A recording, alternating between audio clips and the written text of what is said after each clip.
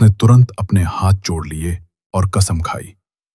आज रोहन को दफ्तर के एक जरूरी काम से चचरा, हुगली का एक इलाका आना पड़ा था।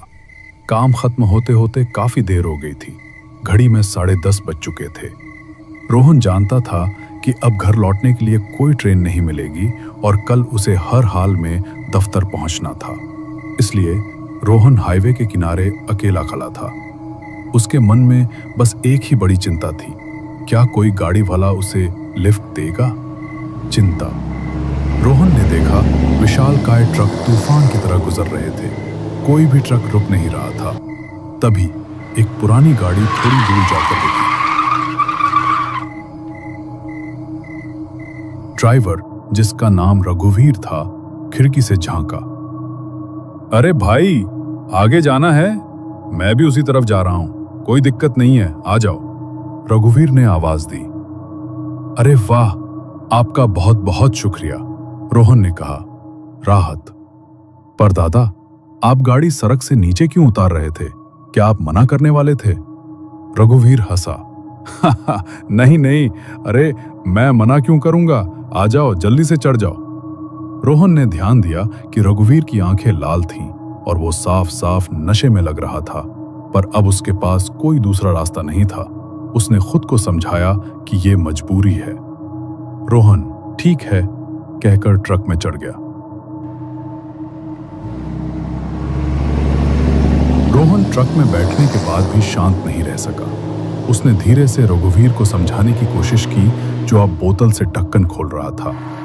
रोहन, दादा मेरी बात सुनिए, ये सिर्फ मेरी चिंता नहीं है, ये जिम्मेदारी की बात है। थोड़ी कम शराब पीकर और ध्यान देकर गाड़ी चलाइए तो अच्छा रहेगा। आधी रात है, पुलिस की चेकिंग हो सकती है। ट्रक का काम ऐसा है कि एक पल की लापरवाही। विनम्र निवेदन। रघुवीर रोहन की बात काटते हुए बोतल से एक बड़ा घूंट लेता है। ओहो बाबूजी, आप शहरी लोग हर चीज में टेंशन क्यों लेते हैं? ये हाईवे मेरा घर है, ये ट्रक मेरा मंदिर है। हम सब पुलिस वालों को जानते हैं, सब कुछ सेट है। हा, मुझे कोई रोक नहीं सकता। रोहन आवाज में दृढ़ता लाते हुए। दादा, मैं समझता हूं कि आपका काम मुश्किल है, पर कानून सबके लिए बराबर होता है। ड्रिंक एंड ड्राइव का केस बना तो आपकी मेहनत की कमाई चली जाएगी। और सबसे बड़ी बात, जीवन। आप इतना बड़ा ट्रक चला रहे हैं, अगर कहीं कोई हादसा हो गया तो सिर्फ आपकी जान नहीं जाएगी, किसी बेकसूर का परिवार उजड़ जाएगा। खतरा क्यों बढ़ाएं? तर्क। रघुवीर गाना गाते हुए रोहन की बात को टालता है। मेरे अंगने में तुम्हारा क्या काम है? अरे आप आराम से बैठो बाबू, डरपोक मत बनो। यहां सब ऐसे ही चलता है। मैं 10 साल से ट्रक चला रहा हूं और मेरा कुछ नहीं बिगड़ा। कथावाचक। रोहन को निराशा हुई। रघुवीर अहंकार और नशे के गहरे जाल में फंसा था। विरोध करना बेकार था, क्योंकि रघुवीर उसे बीच रास्ते में फेंक सकता था। रोहन ने भारी मन से आंखें बंद कर ली। निराशा। काफी देर का सफर तय हुआ।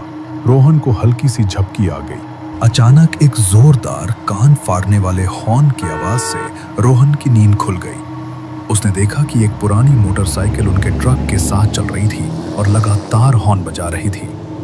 रोहन ने कहा, दादा साइड दे दो, वो आदमी रास्ता मांग रहा है। रघुवीर ने गाड़ी धीमे की और मोटरसाइकिल आगे निकल गई। रोहन को थोड़ा चैन आया। थोड़ी देर बाद फिर से वही भयानक हॉर्न। रोहन ने आंखें खोली और जो देखा उससे उसका दिल जोर से धड़कने लगा। वही मोटरसाइकिल फिर से ट्रक के बराबर चल रही थी, लेकिन इस बार उस पर कोई भी चलाने वाला नहीं था। गाड़ी अपने आप हवा से बातें कर रही थी। रोहन डर के मारे कांपने लगा। उसके मुंह से आवाज नहीं निकल रही थी। उसने किसी तरह हिम्मत जुटाई और रघुवीर को बुलाया। रोहन, दादा दादा, आप एक बार देखिए तो सही, उस मोटरसाइकिल पर कोई नहीं है। रघुवीर ने देखा। रघुवीर, अरे कहाँ है? मुझे तो कुछ नहीं दिख रहा। क्या बोल रहे हो तुम? रोहन, नहीं, आपको नहीं दिख रहा। छोड़िए, मुझे लगता है मैंने गलत देख लिया। आप गाड़ी चलाइए, मैं अब आपको परेशान नहीं करूंगा। रघुवीर ने विश्वास नहीं किया, पर उसी पल एक अविश्वसनीय घटना घटी। ट्रक के कैबिन के अंदर हवा अचानक ठंडी हो गई। रघुवीर को ऐसा लगा जैसे उसके सीने पर किसी ने बर्फ रख दी हो। एक पल में रघुवीर का सारा नशा उतर गया। डर के मारे उसकी आंखें फटी रह गईं। अब उसे वो प्रेत आकृति साफ साफ दिखाई दे रही थी, जो मोटरसाइकिल चला रही थी और अब ट्रक के ऊपर आ चुकी थी। वो भयानक प्रेत रघुवीर से बात करने लगा। चुप, तू कौन है? तूने बहुत गलत किया। रघुवीर डर से गिड़गिड़ाने लगा। तुम कौन हो? मुझे क्यों सजा दे रहे हो? मेरी क्या गलती है? प्रेत, हाँ, तुम्हारी गलती। तुम सब लापरवाह हो, तुम सब दोषी हो।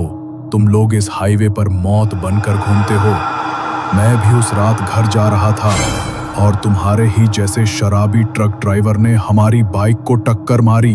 मुझे और मेरी पत्नी को किसी ने बचाया नहीं, कोई नहीं। रोहन, हम आपकी पीड़ा समझते हैं, पर ये आदमी, ये वो ड्राइवर नहीं है जिसने आपको मारा था। नहीं प्रभु, मैं माफी मांगता हूँ। मैं आज के बाद कभी शराब पीकर गाड़ी नहीं चलाऊंगा। मेरी छोटी बेटी है, मेरा परिवार है, उन्हें अनाथ मत कीजिए। प्रेत कुछ देर रुका। उसका चेहरा जो पहले गुस्से में था अब गहरे दुख में बदल गया। प्रेत, परिवार, हाँ, मेरा भी था परिवार। ठीक है, मैं तुम्हें छोड़ रहा हूं, पर वादा करो आज ही तुम शराब छोड़ोगे। रघुवीर चुपचाप आंसू बहाता रहा। उसने तुरंत अपने हाथ जोड़ लिए और कसम खाई, संकल्प, आज से कभी नहीं। ट्रक धीरे धीरे आगे बढ़ा। दादा, क्या समझे? आपने अपनी जान बचा ली, पर एक वादा किया है। उस बेकसूर इंसान की जान चली गई थी, ये बात मत भूलिएगा। रघुवीर, बाबूजी, मेरी आंखों से पट्टी हट गई है। मैं पागल था। मैं आज से, इसी वक्त से शराब को हाथ नहीं लगाऊंगा, कसम है मुझे। रोहन, बहुत अच्छा दादा, यही असली बहादुरी है। गलती हर कोई करता है, पर उसे सुधारना ही इंसानियत है। आप अपने परिवार के लिए जिएंगे और जिम्मेदार ड्राइवर बनेंगे। रघुवीर, बाबूजी, आज अगर आप ना होते और आप लिफ्ट न लेते तो मैं आज मर जाता। आपका बहुत बहुत धन्यवाद। आपने मेरी जान और मेरी आत्मा दोनों को बचा लिया। रोहन, कोई बात नहीं, इंसानियत का फर्ज निभाना जरूरी था। अब चलिए, आपको और आपके परिवार को नई जिंदगी मुबारक।